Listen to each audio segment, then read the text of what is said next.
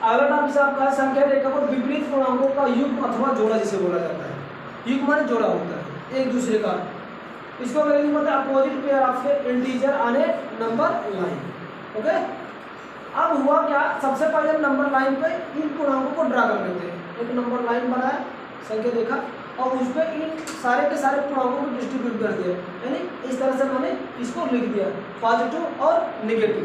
ठीक, अब इसके बाद कहा है कि क्या है, इसका विपरीत पूर्णांकों का युग्म हमें ज्ञात करना है, अपोजिट पेयर ऑफ इंटीजर हमें ज्ञात करना है। तो मैंने बताया क्या, 1 का -1, 2 का -2 होगा, 3 का -3 होगा, 4 का -4 होगा, 5 का -5 होगा, 6 का -6 होगा, ऐसे इस तरह से ऐसे चलते रहेंगे। इनको बोला जाता है pair of opposite number in integer of the number line. तो नंबर लाइन पर ये चीज़ों को इस तरह से इनको कॉल किया जाता है। अब जैसे मैं कहूँ कि इनको सारे को धनात्मक पूर्णांक बोला जाता है, मैंने यहाँ पर लिखा हूँ ब्रीफ में, मैं लंबा सा लिख लेता हूँ, ऋणात्मक, इसको ऋणात्मक पूर्णांक बोलते हैं भैया, और इधर वाले को धनात्मक पूर्णांक बोलते हैं। क्या बोलते हैं, आगे चीजें आगे चल के ही, जितना ही आगे चलेंगे उतना ही इसका भी यूज होता जाएगा। इसको देखते रहो। इनका यूज ये बताता है, धनात्मक और पूर्णांक और ऋणात्मक पूर्णांक को ये बताया गया है कि ये हमेशा किसी चीज को पॉजिटिव और नेगेटिव पूर्णांक को व्यक्त करने को बताया जाता है। जैसे मैं कहूँ कि मेरे पास 40 रुपए की हानि हुई, 40 रुपए की हानि हो गई। अगर इसको मैं, ये तो था आपको वर्ड में व्यक्त किया, अगर इसको मुझे जो कि अगर मैथमेटिक्स पूर्णांक या इंटीजर में अगर मुझे शो करना हो तो करें क्या, ये -40 रुपये लिखा गया, क्या -40 रुपये। अब ये माइनस ये बता रहा है, कि मेरे को 40 रुपये क्या हो गया, हानि हो गया, यानी मेरे को 40 रुपये लॉस हो गया। अगर मैं कहूँ तो मुझे कोई भी वस्तु या बेचे या कुछ भी किए, मुझे 100 रुपये का लाभ हो गया, क्या हो गया, लाभ हो गया। तो ये अगर इसको हम जो है कितना लॉन्ग यानी वर्ड बाय वर्ड में ना लिखना चाहें, शब्दों में ना लिखना चाहें, तो मैथमेटिकल कंसेप्ट में लिखना चाहें, तो इसको किस तरह से व्यक्त किया जाए, इंटीजर फॉर्म में। तो इंटीजर फॉर्म में यानी 100 रुपये का लाभ हो रहा है, तो यहाँ पर प्लस 100 रुपये लिखेंगे। तो ये इसको ये इंडिकेट कर रहा है, ये प्लस ये इंडिकेट कर रहा है कि हमको 100 रुपये का लाभ होगा। इन शब्दों यानी इन इंटीजर यानी नेगेटिव और पॉजिटिव इंटीजर का यूज इस तरह से इन सबको यानी किसी चीज को शो करने के लिए यूज किया जाता है। लाभ या हानि, जो भी चीज़ों घट रही बढ़ रही है, ठीक है ना, ये चीज़ों को घटते बढ़ने या कम या ज़्यादा को ये चीज़ें इंटीजर के रूप में शो करते हैं, तो पॉजिटिव होगा या तो नेगेटिव होगा, ठीक है ना। अगला आपका है योग का व्युत्क्रमण, जिसे बोला जाता है एडिशन ऑफ द इनवर्स। वो चीज़ हम आगे देखते हैं, देते 0 दे। ये योगात्मक प्रतिलोम यानी एडिटिव इनवर्स का मतलब ये होता है, ऐसी कौन सी संख्या है जिसमें मुझे कोई भी संख्या ऐड कर दे, वही हमें क्या दे दे, 0 दे दे, तो उस कंडीशन हमें क्या कहा जाता है, ये चीजें योगात्मक प्रतिलोम है। इसको इस तरह से परिभाषित किया जाता है। अगर मैं कहूँ कि यदि दो पूर्णांक, मैं यहाँ पर थोड़ा सा इसको लिख देता हूँ, यदि दो पूर्णांक कैसे नहीं हो सकते हैं, पॉजिटिव या नेगेटिव। दो पूर्णांक ए और बी है, क्या है, ए और बी है, तो इनको कब एक दूसरे का जो है कि एडिटिव यानी योगात्मक प्रतिलोम बोला जाएगा। यदि ए और बी को मैं ऐड करूं और ऐड करने पर पहले में क्या मिल जाए, तो 0 मिल जाए, तब हम कहेंगे ए का बी क्या है, एडिटिव, आपका एडिटिव इनवर्स है या योगात्मक प्रतिलोम है। ओके, इस तरह से ये चीजें होती है। और आगे इसमें है ये यदि ए और दो पूर्णांक ए और बी हैं, यदि इन दोनों पूर्णांकों का योगफल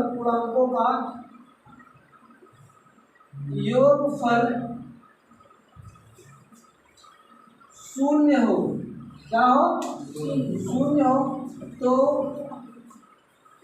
ए का भी योगात्मक प्रतिलोम कहलाता है, लोम कहलाता है।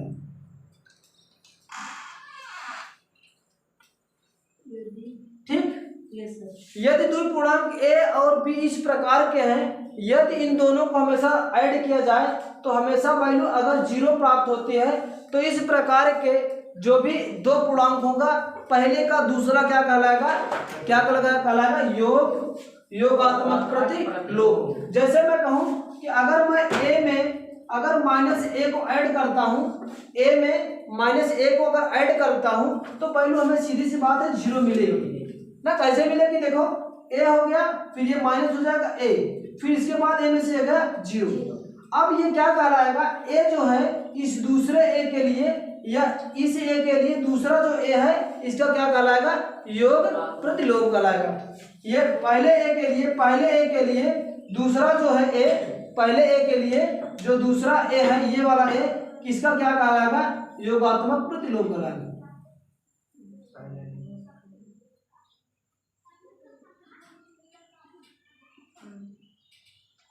ठीक है ना। इस संख्या के लिए ये वाली संख्या क्या कहलाएगी, योगात्मक। शून्य है कि शून्य है। ठीक, ये योगात्मक प्रतिलोम बहुत ही इंपॉर्टेंट ये थ्योरी है। इसके पहले मैंने बताया था कि क्या, ये बताया था कि जब बीजगणित का जब मैं बताया था योग का कम्यूटेटिव योग का तत्समक या आइडेंटिटी बताया था मैंने, यह इनवर्स है वहां पर बता रहा, योग का इनवर्स बता रहा था, जो पूर्णांक वाली प्रॉपर्टी में बताया था। तो ये वाले प्रॉपर्टी का मैंने चर्चा किया था कि ऐसी संख्या कौन सी है जिसको जोड़ने पर वैल्यू 0 हो जाती थी, और दूसरा यानी मैंने ये प्रॉपर्टी बताया था वह कौन सी संख्या है जिसको जोड़ने पर हमेशा मान क्या रह जाता है, उसका मान कोई परिवर्तन नहीं होता है। 2 बताए थे ना, हाँ, उसमें से ये एक है। ये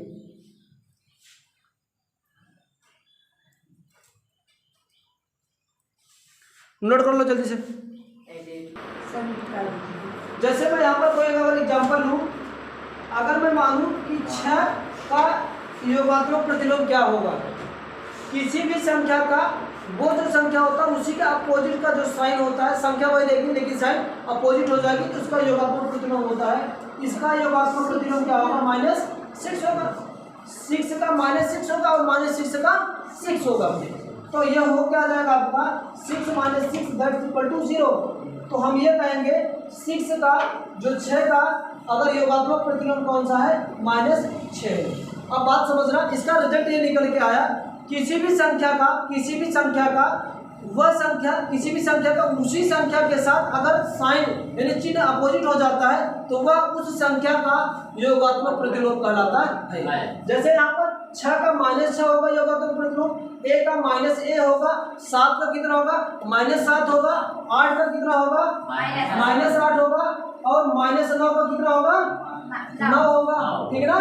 -10 का कितना होगा, 10। ये सारे एक दूसरे के क्या कहलाते हैं, योगात्मक प्रतिलोम। वही बात दूसरी, संख्या 0 का यानी शून्य का योगात्मक प्रतिलोम क्या होगा, शून्य खुद ही होगा, क्योंकि शून्य को जोड़ो या घटाओ बात तो एक ही होती है।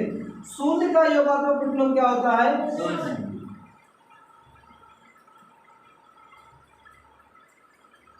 प्रतिलोम शून्य ही है। ठीक है ना, शून्य होता है। इसको मैं इधर से कर देता हूँ, 0 + 0 = 0। ठीक है ना, ये चीजें हैं, इसको नोट कर लो। इसके बाद एब्सोल्यूट वैल्यू बताना, एब्सोल्यूट वैल्यू को बताता हूँ। हाँ देखो, इसमें ये चीजें यहाँ पर छूट रही है। अगर कोई भी संख्या कितनी भी बड़ी क्यों ना हो, यहाँ से इस नंबर रेखा पर थोड़ा सा ध्यान देना भाई। क्या चीज, जैसे जैसे संख्या 0 से दाहिनी साइड बढ़ते जाएंगे वैसे वैसे संख्या हमें बढ़ती जाएगी। क्या होगी, बढ़ती जाएगी। जैसे जैसे हम क्या कहते हैं कि जैसे जैसे 0 से हम दाहिनी साइड की दूरी चलते जाएंगे, ऐसे चलते जाएंगे तो हमेशा हमें क्या होगी, संख्या इससे बड़ी मिलती जाएगी। तो कहने का मतलब ये 0 जो होगा 1 से छोटा होगा, बड़ी हो गई, यानी 0 से 1 बड़ा होगा। जी साहब। फिर और उधर चले तो 2 होगा। तो कहने का मतलब 0 से बड़ा 1, 1 से बड़ा 2, 2 से बड़ा 3, 3 से बड़ा 4, 4 से बड़ा 5, ऐसे करके असेंडिंग ऑर्डर बढ़ते जाएंगे। तो 0 से इधर की दूरी बढ़ती है, क्या होती है? बढ़ती है। बढ़ती है।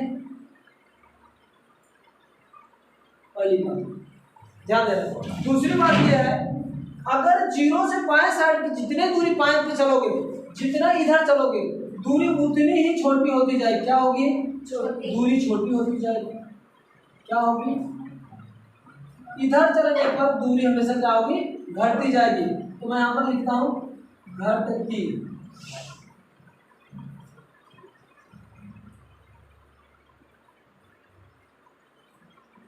ये बात समझ में आ रही ना? जैसे दूर 0 से बाएं साइड की दूरी जाओगे वैसे ही बढ़ती जाएगी। कहने का मतलब इसमें सबसे बड़ी संख्या -1 है, फिर -2 है, फिर -3 है, फिर -4 है, फिर -2। तो सबसे इन वाले में, निगेटिव वाले में सबसे बड़ी संख्या कौन सी है? सबसे निगेटिव वाले में -1 सबसे बड़ी संख्या है। ऋणात्मक पूर्णांकों में सबसे बड़ी संख्या क्या है? 0। ऋणात्मक पूर्णांकों में सबसे बड़ी संख्या 0 होती है। क्या है? 0। 0 जो है कि इन जितने भी इधर की संख्या में सबसे बड़ी संख्या 0 है। बात समझ में आ रही? और दूसरी बात, धनात्मक संख्या जो होगी वह ऋणात्मक संख्या से क्या होगी? बड़ी होगी। ये बड़ी का निशान है ना? तो धनात्मक संख्या जो होती है हर कंडीशन में हमेशा ऋणात्मक वाले से बड़ी ही बड़ी होगी। यहाँ पर देखो, ये 0 तो 1 से बड़ा है, 2 से बड़ा है, 3 से बड़ा है, 4 से बड़ा है, 5 से सबसे बड़ा है। ठीक है ना? और 0 जो शून्य है धनात्मक पूर्णांकों की सबसे छोटी संख्या है। 0 जो है धनात्मक पूर्णांकों में सबसे छोटी संख्या है। समझ रहे हो ना? और दूसरी बात मैंने ये कहा कि जैसे जैसे इधर की दूरी बढ़ेगी, ठीक है ना, वैसे वैसी दूरी घटती जाती है, संख्या छोटी होती जाती है। तो मैं कहूँ कि ये बताओ -3 बड़ा है कि -2? तो आप लोग कौन कहोगे? -2। हाँ, इधर से जैसे जैसे बढ़ेगी ये सबसे बड़ी, फिर ये, यानी इन दोनों की बात है ना, इन दोनों में सबसे पहले जो बढ़ेगा सबसे बड़ी होगी, यानी ये बड़ी है इसी से। तो -2 क्या होगा? बड़ी होगी -3 की अपेक्षा। बात समझ रहे हो क्या कर रहे हैं? ये तो मैं कहा ना कि जैसे दूरी ऐसे बढ़ती जाती है तो घटती जाती है, ये घट रही है, बट इधर बढ़ती जाती है। जितनी बड़ी संख्या माइनस साइन लग रहे उतने छोट, जितने बड़ी संख्या माइनस साइन साथ रहे उतने छोट। यानी -3 लाख बार तो -2 वाले से बड़ी, छोट बार ये बड़ी होगा, ये छोटी हो जाएगी। ठीक है ना? अब मैं ये कहूँ कि बताओ -1 और 0 में कौन सी छोटी है कौन सी बड़ी है? तो क्या कहोगे? 0। हाँ, क्योंकि 0 सबसे बड़ी संख्या है ऋणात्मक में, ये बड़ी होगी, है ना? इस तरीके से ये चीजों को यहाँ पर किया जाता है। ठीक है ना? अब आते हैं एब्सोल्यूट वैल्यू को किसी चीज को मेजर, जिसे दूरी को मेजर करना होगा, कितना मीटर गया, कितना मीटर लूटा, ये सब कुछ चीज के लिए एब्सोल्यूट वैल्यू चलेगी, उसको मैं आगे बताऊंगा।